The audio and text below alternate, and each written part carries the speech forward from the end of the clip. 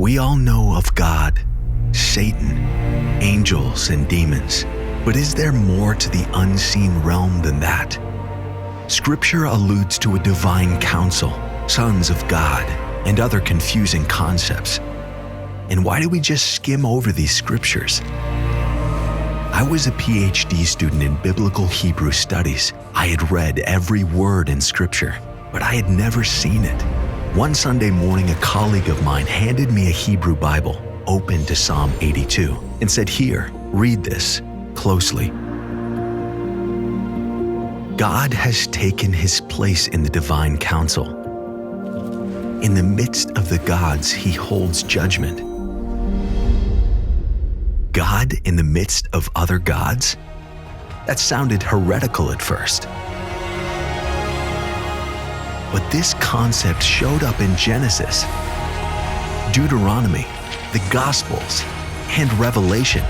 I discovered it in the works of trusted scholars. I just couldn't ignore it. What is the unseen realm? Could understanding it bring light to confusing passages?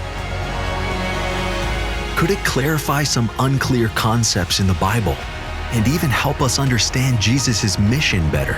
These questions fueled a 15-year journey into researching what the ancient Israelites believed about the unseen realm.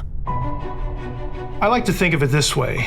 If we had an ancient Israelite sitting with us here in the room, and we asked each other and we asked that fellow, what does this or that passage mean?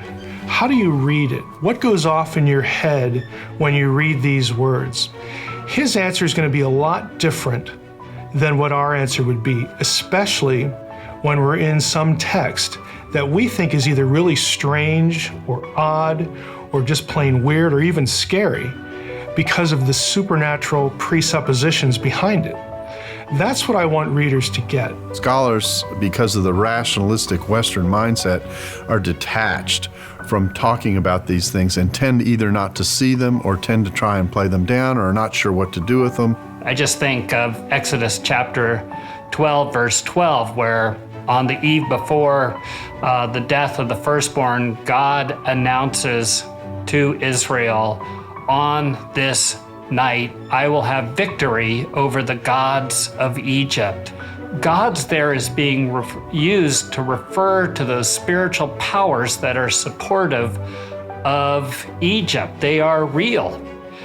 They're not God like Yahweh. They're not his peers. God created them too, and elsewhere we might use the language of angel or demon. What Unseen Realm does is help people understand that the world of Scripture is a real world, and it can give us a way to bring these together under the rubric of a God who's created a spiritual realm as well as a physical realm. Michael's done a wonderful job in terms of communicating his message in a very interesting way. You won't be able to put the book down once you pick it up.